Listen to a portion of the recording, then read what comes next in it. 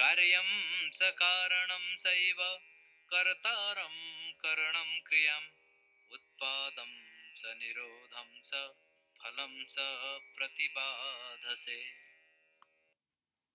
kāryaṃ ca kāraṇaṃ caiva kartāraṃ karaṇaṃ kriyām utpādaṃ ca nirodhaṃ ca phalaṃ ca pratītya-samutpādaṁ. You negate action as cause and action's effect, the actor, the acting, and the act, arising and cessation, and you negate the fruit. So MMK chapter 24 verse 17. The final word of the verse is pratibādhase. Pratibād is to negate, to repudiate. Pratibādhase, second person singular, you negate. And then you've got the rest of the verse is just the elements that the realist negates by affirming self-existence and negating emptiness. Kāryaṃ ca karaṇaṃ caiva. So in the first line, you've got 5 words, all derived from the verbal root kri, to do or to make, to act. If we just translate them literally in English, the sense of action is not always there, so it requires a little bit of fiddling around with the translations to bring out the sense of action. So kāryaṃ literally means the to be done, and that means an effect. Okay, so if we translate it as you are negating the effect, it means you're negating the effect of action. Kāryaṃ means to be acted upon, to be done, to be accomplished in action. So instead of translating it as effect, kāryaṃ really means effect, I've translated it action's effect to bring out the sense of action. Cha and karaṇaṃ. So karaṇaṃ means cause. So it's got a long first syllable, karaṇaṃ. That distinguishes it from karaṇaṃ, which means acting.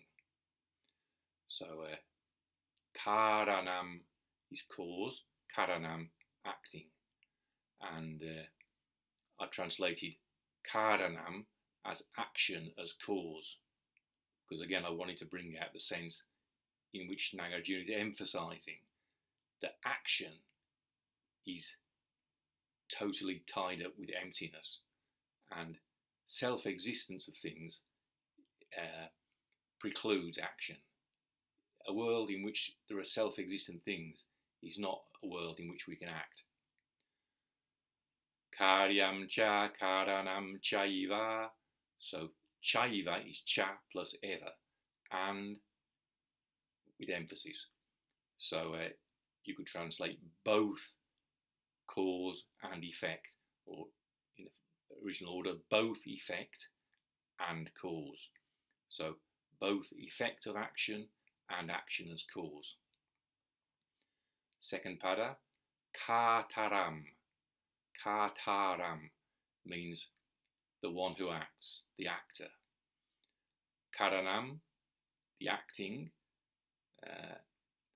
Nouns ending in na are generally neuter action nouns. So kri, to act, kara means kara sometimes means hand, means the doer, and karaṇaṃ means doing, acting. Kriya, feminine, kriyām, accusative singular feminine, kriyām, so it's the objects you're negating, kriyām, the act. Karaṇaṃ, acting, kriyām, the act. So second line, utpādaṃ ca nirodhaṃ ca. Utpada means arising. Ut means going up, and pad is a verb of motion, means flying or jumping, so flying up, arising. And nirodha, as in the third noble truth, means ceasing or inhibiting, stopping. So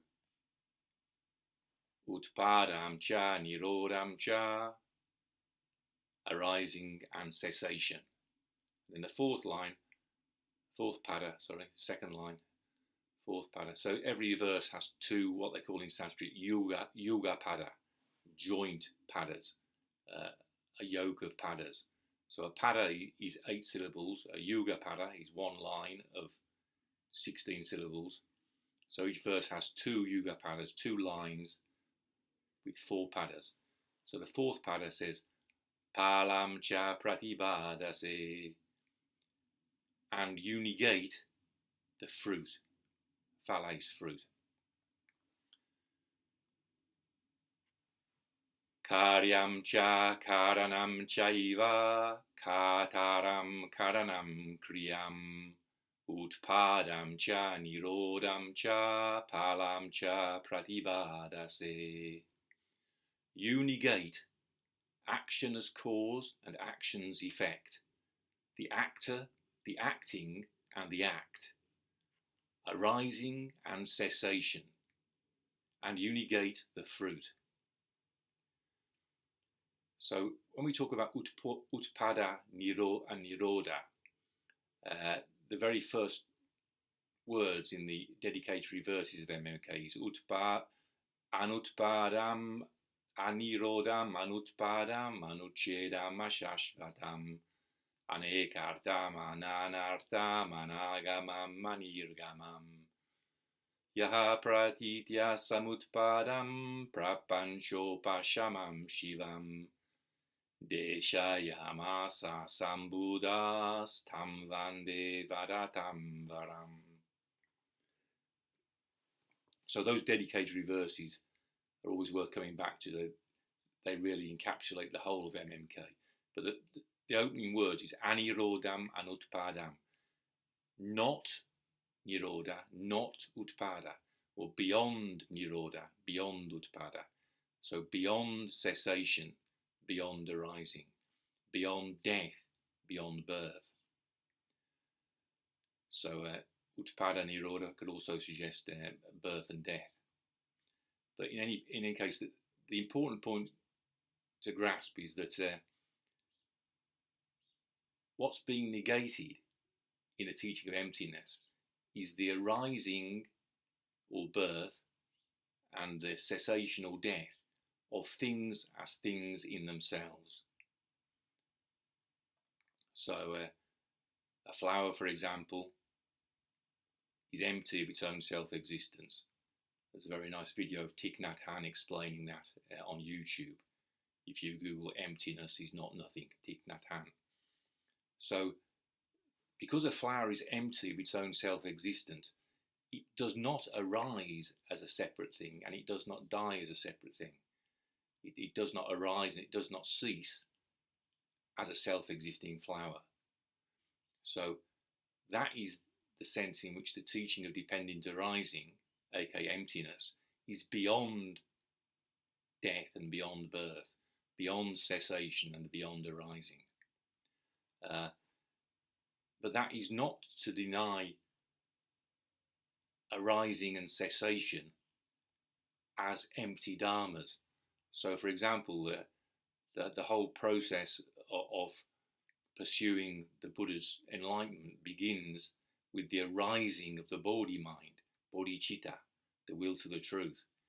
So, the point of emptiness is that arising is not the arising of a thing. The will to the truth is not a separately existing, self-existing thing. So the will to the truth, most importantly, is not independent of people who are suffering in the world. So that the will to the truth is explained in Shobo Genzo, for example, as the will to save all living beings, to lead all living beings to the far shore. out of the flood of samsara to the far shore of nirvana in that imagery. So similarly with cessation is the whole point of understanding dependent arising is to cease, for suffering to cease. And the point is that cessation of suffering, the third noble truth, is not the cessation of suffering as conceived by American neocons as something you can wage war, like a war on terror or a war on drugs. You know, it's not that suffering is a specific isolated problem that can be searched out and destroyed. That's the ignorance conception. Suffering is dependently arisen. So the cessation of suffering proceeds from that understanding of suffering as a dependently arisen thing, not a separately existing thing. So in this verse again, the person who negates emptiness, negates action, everything to do with action, negates the practical understanding of arising and cessation, and thereby negates the very fruit which he thinks he's upholding, the fruit of arhathood in particular. Kāryaṃ ca karaṇaṃ caiva kartāraṃ karaṇaṃ kriyām utpādaṃ ca nirodhaṃ ca phalaṃ ca pratītya-samutpādaṁ. MMK chapter 24 verse 17. You negate action as cause and action's effect, the actor, the acting and the act, arising and cessation, and you negate the fruit.